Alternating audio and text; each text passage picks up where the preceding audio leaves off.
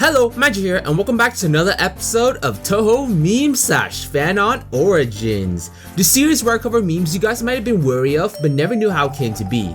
This time we'll be looking at the first Windows era boss, Rumia. In this video we'll be covering two memes, her T-pose and her extra stage form. The pose, I'm sure you've seen. The extra stage form, that's a bit trickier. So without further ado, let's begin the Touhou Meme/Fanon Origins number 18, T-pose and EX Rumia. In her first debut, Rumia had her arms spread out in a T-pose. Her portrait didn't showcase it fully as the picture was limited, but her character sprite did. After that, her subsequent appearances has her doing the same pose like in EOSD. Her pose is normally drawn like that as it appears to say the saint was crucified. Her arms being spread is meant to be menacing, but with the way it looks, it's pretty funny. Marissa herself states it looks like someone discovering the decimal system.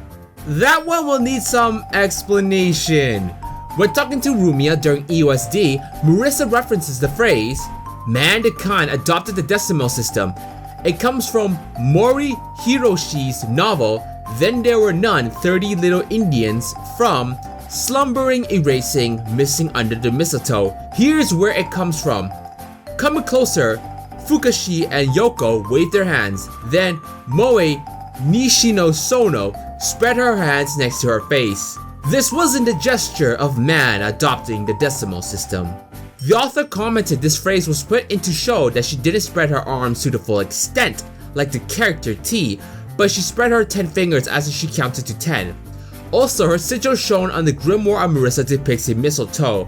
I'm not gonna pretend to say I understood what that meant, but it's related to Rumia's pose, so I should put that out there. In all of Rumia's game and print appearances that has a picture of her, mind you, she is seen in her T-pose. Let me showcase them. Within the games we have EOSD, Shoot the Bullet, and Hopeless. We're gonna look at all the printworks now.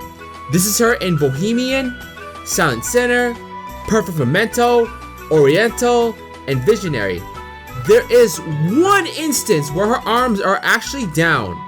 In Silent Sinner Chapter 9, during the party, we see that Rumia is talking to Rigo. Although her picture is small, at least with her left arm is shown to be down, so it appears even Rumia has her limits. This one is perhaps the closest to canon given how often Rumia is posing. Still, we definitely have some pictures to showcase this natural pose of hers. I don't really sleep on my side, so I can't say much about Rumia's pose, but I don't recall that being normal. Ice and Darkness, not a combo I see quite often. I must say this is perhaps the most adorable version of this pose. Rumia being a celestial, I feel conflicted about that. You know, even though Rumia can easily fly without a need of a costume, I can respect that. Making a play where you beat Reimu? Pretty ballsy of you, Rumia.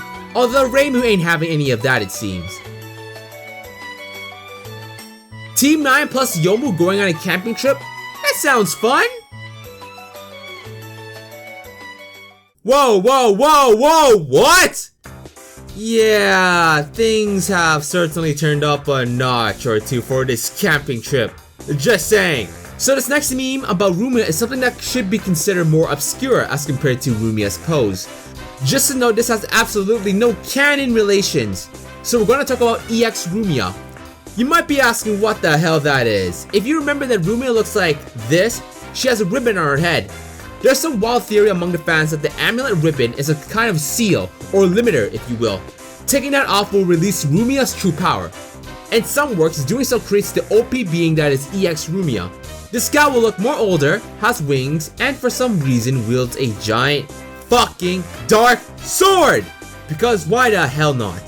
The closest explanation to this phenomenon is that in canon, Rumia cannot touch nor remove said ribbon. So people speculated that there had to be some crazy reason for that. And this is what the fans thought up of. It's random, I'll say that, but not as crazy as Yukari's, let me tell you. Given it has no canon relations, I can't showcase anything from there.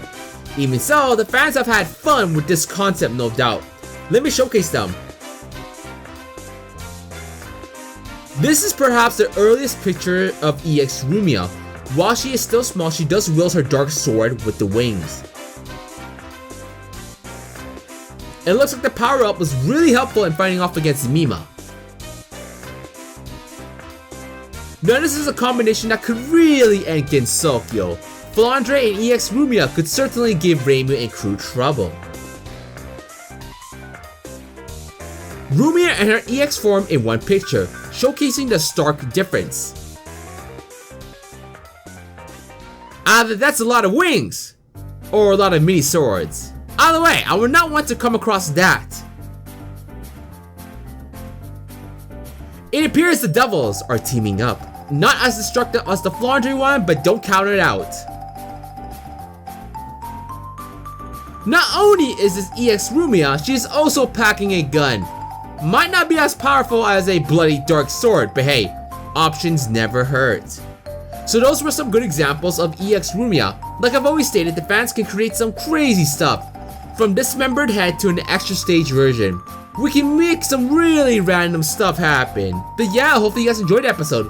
Which means did you enjoy the most? Were you impressed at how consistent Rumia's T-pose was? Or is EX Rumia someone you're now going to be wary of? If you guys enjoyed the video, please give it a like and subscribe, or else you might be beaten up by EX Rumia. Not a fun prospect, I must say. Either way, this is Magi, and thanks again for watching.